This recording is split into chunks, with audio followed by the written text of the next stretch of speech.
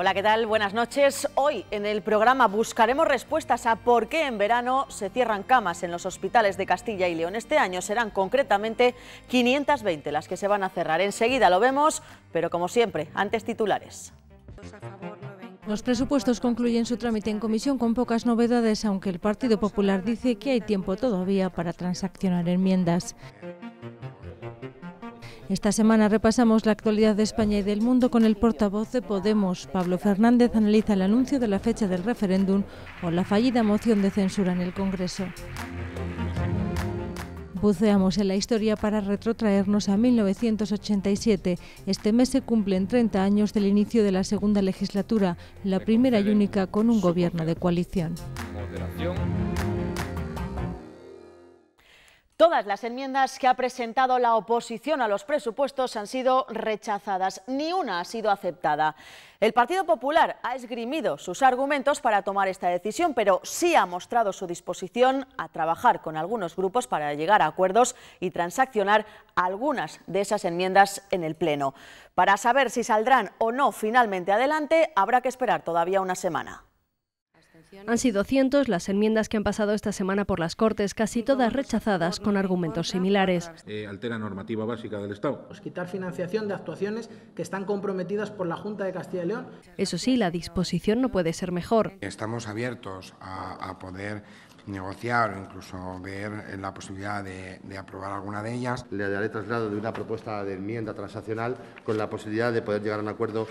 En el debate de la ley de medidas, toda la oposición coincide en la misma queja. Modifica más de 30, en concreto creo que 34 leyes. Que el Gobierno no se fía del Parlamento, no se fía de los grupos parlamentarios y quiere actuar como legislador. Están entrando legislaciones que no cuentan con el consenso de los actores sociales y de los agentes sociales de la comunidad. Medidas de calado que no tiene justificación el que se hurte al debate. No es la forma de debatir. El PP reconoce que modifica muchas leyes, pero la mayoría viene motivada por adecuar la normativa de la Junta de las leyes de Castilla y León a la normativa básica del Estado respecto a lo que es la modificación del procedimiento. En la sección de Economía y Empleo chocaron las distintas líneas políticas. Las partidas presupuestarias que más crecen y que más aumentan, son las dirigidas a las privatizaciones. No estamos hablando de privatizaciones, estamos hablando de desarrollar y cumplir algo muy importante, que son acuerdos que ha llevado la Junta de Castilla y León con los agentes sociales. Y se manifestó una crítica mayoritaria. Presupuestos que consolidan una situación de precariedad laboral. En Cultura y Turismo, la oposición pedía sobre todo para restaurar el patrimonio. Muchas de estas enmiendas son un auténtico quejío. Que se nos caigan las murallas y que se nos caiga nuestro patrimonio histórico. Y el PP defendía las actuaciones de la Junta hasta donde se puede y recordaba que muchos son bienes de titularidad privada. Sin acuerdos en familia. Enmiendas que han sido un corte y pega y que nos parece realmente poco serio en un presupuesto. Dice que es un corte y pega. Pues claro, es que no puede ser de otra manera. Porque el municipio que necesita una residencia la necesitaba hace 4 años, hace 3 años, hace 2 años y la sigue necesitando este año. Ni en educación, donde la oposición pedía partidas para cuestiones como las plazas públicas infantiles, becas universitarias o libros de texto. La ley de propiedad intelectual, la que intenta por encima de todo controlar qué compartimos en Internet y cómo lo compartimos, se ha colado esta semana en el debate político. Ciudadanos ha pedido la reforma de esta ley y su propuesta ha salido adelante. Fomentar el respeto a la propiedad intelectual o ampliar el concepto de copia privada son algunas de las medidas de la proposición no de ley aprobada esta semana, en la que se pide al Gobierno más acciones legales contra la piratería. La propuesta, presentada por Ciudadanos, fue criticada por el resto de la oposición, pues su contenido forma ya parte del acuerdo que la formación naranja mantiene con el PP a nivel nacional.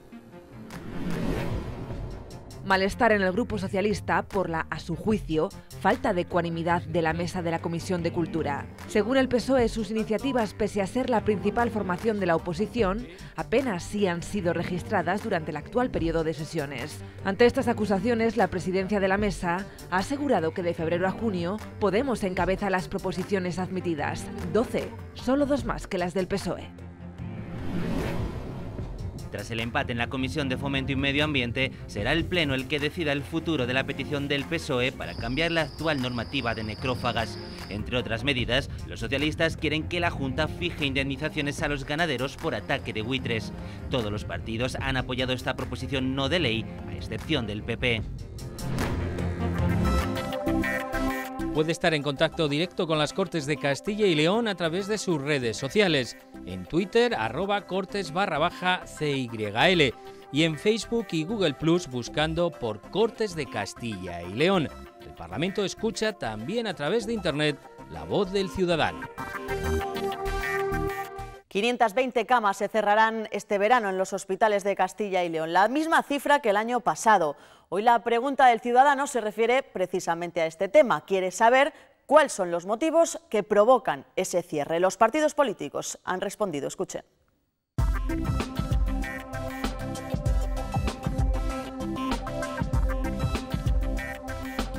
Me gustaría preguntarle a los políticos el por qué se cierran las camas en los hospitales en verano.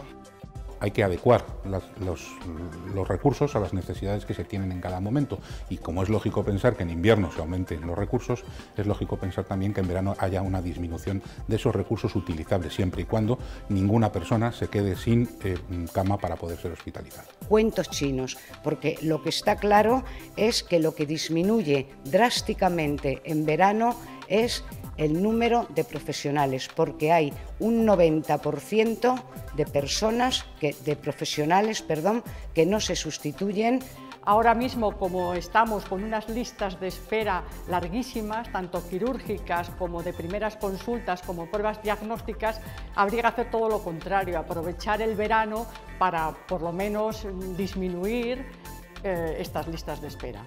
Creo que este tipo de cosas tiene que hacerse de una forma muy prudente y, en principio, salvo que los datos estén muy claros, no hacerlas. La crisis puede terminar quizá para los grandes banqueros o para los grandes empresarios, pero no para usted o para mí, y por eso no hay recursos y por eso cierran camas en verano, cuando desde luego hacen tanta falta como en el resto del año. Ciudadanos se ha dirigido esta semana a todos los partidos con el objetivo de presentar una propuesta conjunta para eliminar los aforamientos reformando el Estatuto de Autonomía. El Partido Popular dice que sí, pero apuesta por una reforma de calado y no solo a ese punto. Podemos ha decidido no asistir a esta reunión. Un día antes del acuerdo final, los grupos parlamentarios recibían a los trabajadores de Nissan para mostrarles su respaldo en el proceso negociador que han mantenido con la empresa. No era la primera vez que la Cámara les respaldaba, ya se debatió una proposición no de ley y se leyó una declaración conjunta de apoyo.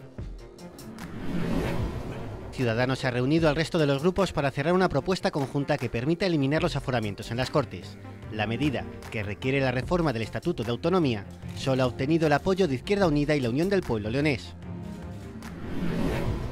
Tras su constitución, la Comisión de Investigación sobre las Cajas de Ahorro de Castilla y León ha vuelto a reunirse este jueves.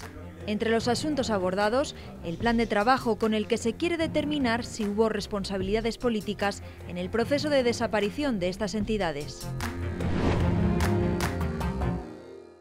Con Pablo Fernández de Podemos vamos a repasar hoy la actualidad de la semana. Ya saben, una nueva sección que hemos creado para conocer cuál es la opinión de los políticos de Castilla y León acerca de lo que sucede, no solo aquí, sino también en España y en el mundo.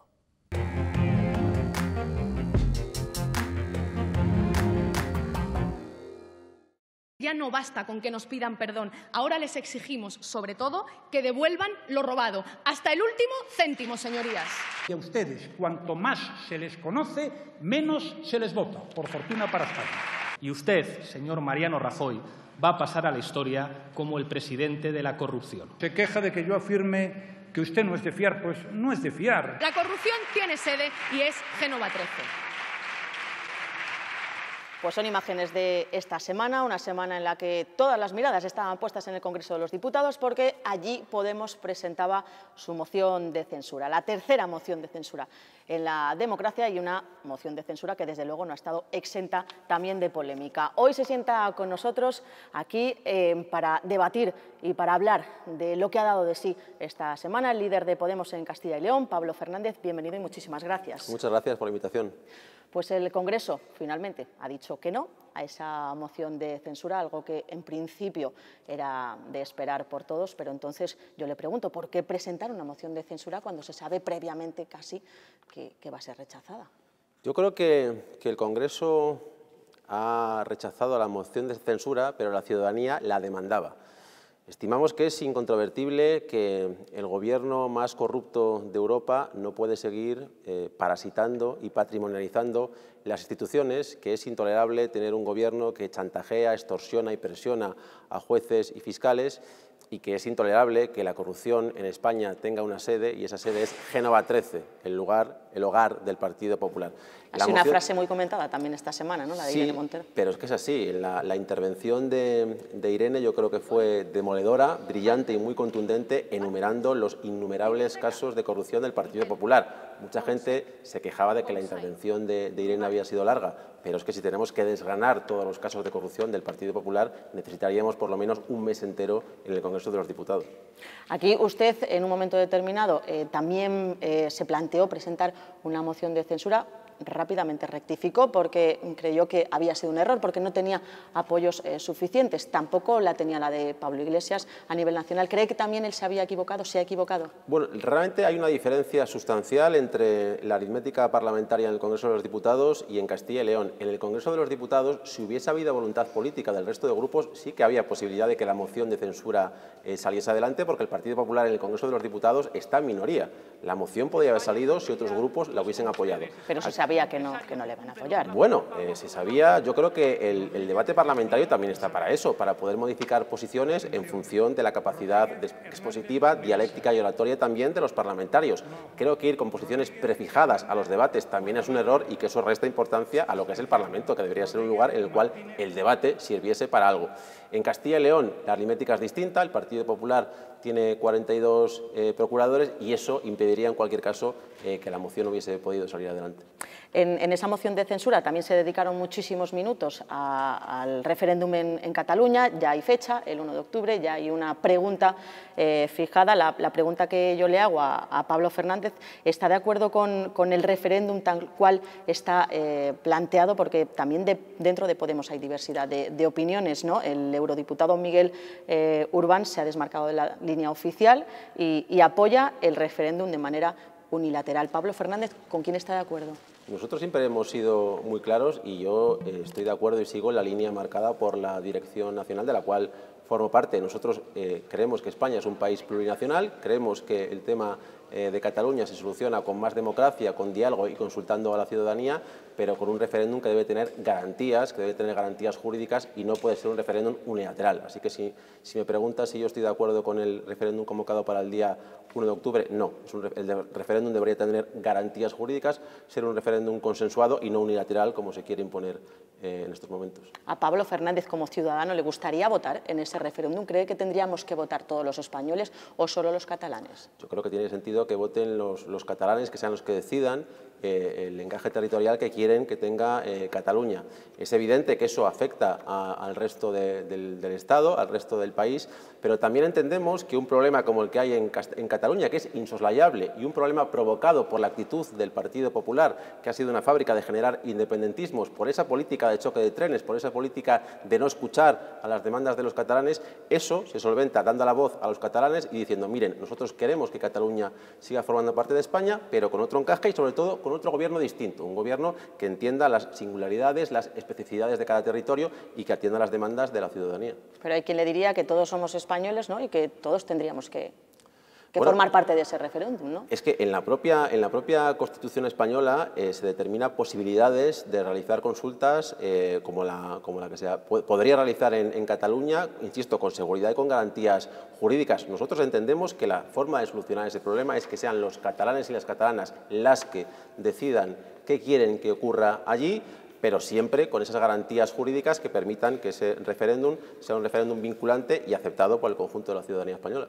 Vamos con otro asunto, desde luego no menos importante, la violencia machista. Se ha cobrado la vida de nuevo de otra mujer de 57 años. En Granada ya son 27 las mujeres víctimas de la violencia de género aquí en España en lo que va de año, pero parece que los partidos políticos, los políticos, ustedes no se ponen de acuerdo en qué hacer o en cómo hacerlo. El pacto de Estado que estaba previsto, que debería estar listo este viernes, no lo va a estar. Se ha pedido una prórroga para seguir trabajando en él. Los grupos, los políticos admiten dificultades para llegar a consenso. ¿Cómo es posible que no sean capaces de llegar a un acuerdo en esto, en un tema como este? Sin duda, en un tema que para mí es de los problemas principales que tiene este país, es la lacra de la violencia machista. Creo que todos los grupos políticos deberíamos acordar un gran pacto de Estado para erradicar esa lacra de la violencia machista, con medidas concretas, con medidas económicas, porque hasta ahora se habla mucho de voluntad política, de decisiones, pero luego no se aterriza a la práctica. Esto requiere también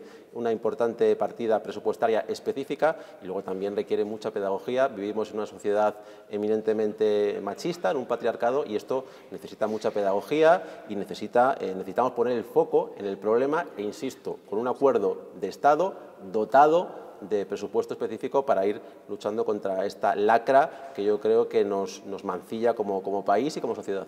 Pero también ustedes, los políticos, tendrán que hacer autocrítica, porque ustedes son los que no son capaces de llegar a acuerdos. En este caso, en el Pacto de Estado, aquí en Castilla y León también se decidió crear una comisión para evaluar la ley de violencia de género. No sé si se ha reunido una vez, dos veces, una vez. Demasiado poco, ¿no?, para un tema tan importante. Demasiado poco, y desde luego no será porque nosotros, Podemos Castilla y León, hemos pedido y requerido que se reactive, digamos, esa comisión, porque nos parecen muy escasas las reuniones. Es verdad que algo estaremos haciendo mal los políticos y los grupos políticos cuando no nos ponemos de acuerdo con medidas reales, efectivas y eficaces para solucionar un problema tan terrible como esto. Yo creo que todos y todas debemos ser conscientes de la gravedad de este asunto y que debería ser prioridad política de cada grupo parlamentario el solucionar y llegar a acuerdos en esta materia. No puede esperar más, porque están matando a las mujeres en este país y no puede ser que continúe esta deriva. Bueno, pues Pablo Fernández, muchísimas gracias por haber estado aquí con nosotros hoy. A vosotros, muchísimas gracias, un placer. Gracias.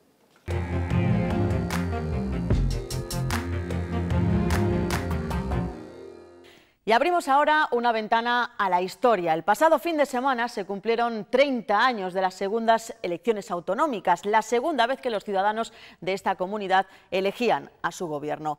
Y nos fijamos en ellas por dos circunstancias. Esas elecciones dejaron un Parlamento sin mayorías absolutas, pero además se forjó en Castilla y León el único gobierno de coalición de su historia. Viajamos hasta 1987 con Alejandra Abad. Nos hemos venido hasta Fuensaldaña, escenario de la actividad parlamentaria de entonces. Es 1987 y PSOE, Alianza Popular y CDS se disputan el gobierno de Castilla y León, hasta ese momento en manos del Partido Socialista.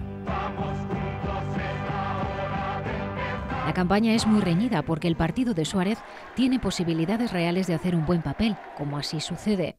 En las elecciones del 10 de junio obtiene los mejores resultados de su historia a nivel nacional y en Castilla y León. La cuestión es que fueron tan ajustados que tuvieron 32 procuradores ambas formaciones. Eso sí, por 5.000 votos tenía más votos lo que era la Alianza Popular de José María Aznar. El CDS sacó 18 escaños a nivel de Castilla y León, de tal manera que era el partido que tenía la llave de la gobernabilidad de la región. Sí, en esos momentos, por ejemplo, si hubiera formado una coalición PSOE-CDS, hubieran arrebatado el gobierno a José María Aznar. Pero el CDS, en esos momentos, en 1987, decidió no utilizar la llave, pero decidió que fuera la formación más votada la que gobernara. Y así lo recogen las crónicas y el diario de sesiones. El 21 de julio, la abstención del CDS posibilita la investidura de Aznar en segunda votación. Le apoya su grupo y el procurador de Solución Independiente y el del PDP. A cambio de la abstención, el CDS preside las Cortes con Carlos Sánchez Reyes. Pero las relaciones no van a ser fáciles. El nuevo gobierno es pequeño y austero, con solo 5 consejerías, y está en minoría en esta Cámara. Moderación, tolerancia. Se hizo el gobierno, pero un gobierno minoritario que el CDS apoyaba desde fuera.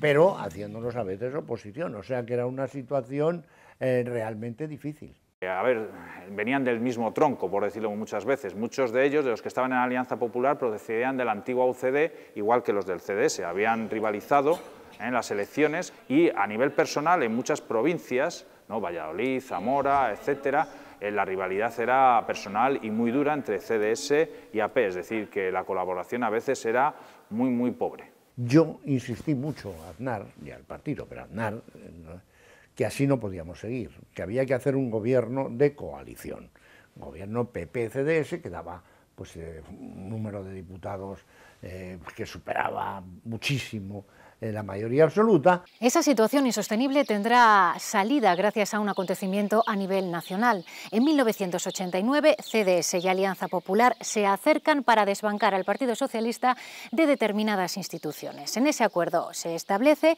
que el Ayuntamiento de Madrid sea para el CDS, mientras que en el caso de Castilla y León los centristas van a reforzar el gobierno de Alianza Popular. Aquella indicación, aquella sugerencia por parte del CDS nacional cayó muy dura, de tal manera que hubo una auténtica revolución interna para no pactar con José María Aznar. Pues en mayo del 89 me llamó Aznar a su despacho, una tarde, fui allí y me dijo, Jesús, me has convencido de esto que me decías, y en efecto, vamos a hacer un gobierno de coalición, pero para formar parte del gobierno de coalición hay que darle carteras.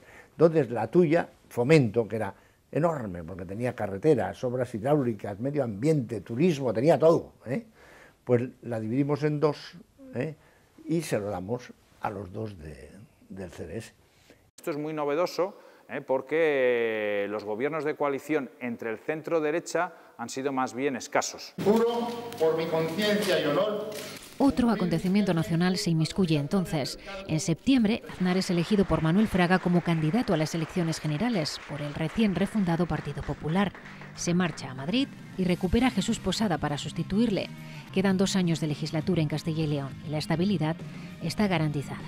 La etapa de gobierno de Posada entra un poco más la flexibilidad, entra más el diálogo dentro del propio gobierno y dentro de los miembros del propio gobierno. Y hubo algunos avances que yo creo que son interesantes. Por ejemplo, la comarca del Bierzo, eso es una ley que se salió por influencia del CDS. Se creó por primera vez y en España la Consejería de Medio Ambiente. Se puso el salario mínimo de inserción social e hicimos una ley de carretera mucho más de acorde con el patrimonio natural. Yo creo que fue una ruptura total entre las políticas excesivamente de derechas y las políticas mucho más centradas en el servicio a las personas. Las prioridades no eran las mismas, entonces a veces salieron cosas que el PP solo no hubiera sacado y también cosas que el CDS no le hubiera gustado sacar, pero salieron. O sea que yo tengo un buen recuerdo y creo que los gobiernos de coalición, si se llevan bien, son muy buenos gobiernos. No todos salieron ganando. Las urnas no entendieron la política de pactos del CDS y la formación de Suárez quedó prácticamente arrasada en las elecciones siguientes, las de 1991. En Castilla y León pasó de 18 a tan solo 5 escaños. Todos esos votos los recogieron el Partido Socialista y el Partido Popular. Y mientras el CDS se dividía y desaparecía, ahí lo que aprendió la derecha es a juntarse, por decirlo así. Después de una década casi de continuas rupturas, se hizo un partido fuerte y aquí en el caso de Castilla-León el gobierno autonómico se mantuvo con mucha fuerza y repitió mayorías absolutas hasta la actualidad, que vuelve a ser una legislatura mucho más ajustada, más parecida a los tiempos del 83 al 87 que a los que se iniciaron en 1991. En ese escenario presente nos encontramos. No hay mayorías absolutas ahora en las Cortes de Castilla y León. Parte del apoyo que antes concentraron PP y PSOE se reparte ahora entre otras 2 formaciones más, Podemos y Ciudadanos. Hemos entrado en un nuevo ciclo que puede consolidarse en 2019. Bueno, yo creo que sí que está habiendo cierto cambio de ciclo. Quizás no ha estado del todo claro en las elecciones de 2015. En las próximas de 2019 tal vez lo veamos. También dependerá mucho de tanto el cambio de líder en el Partido Popular Regional como de la gestión que hagan de la oposición tanto Podemos como el PSOE en el Gobierno nacional. Primero hay que ver qué pasa en los contendientes, porque si no el Partido Popular siempre, por una cuestión de pura inercia y de este electorado mayor, de este electorado vinculado a la función pública, etcétera, va a seguir teniendo un 30 y tantos % de apoyo electoral fácil. 12 puntos más que el... Pero en cuanto que los otros partidos políticos actúen de manera proactiva, le puede poner en problemas al propio Partido Popular. Es posible que quizás nos podamos encontrar en una situación en donde pueda existir una alternativa quizás tripartita a los gobiernos regionales del PP. Pues con el repaso a nuestra historia nosotros nos vamos, volvemos la próxima semana con la aprobación de los presupuestos. Adiós.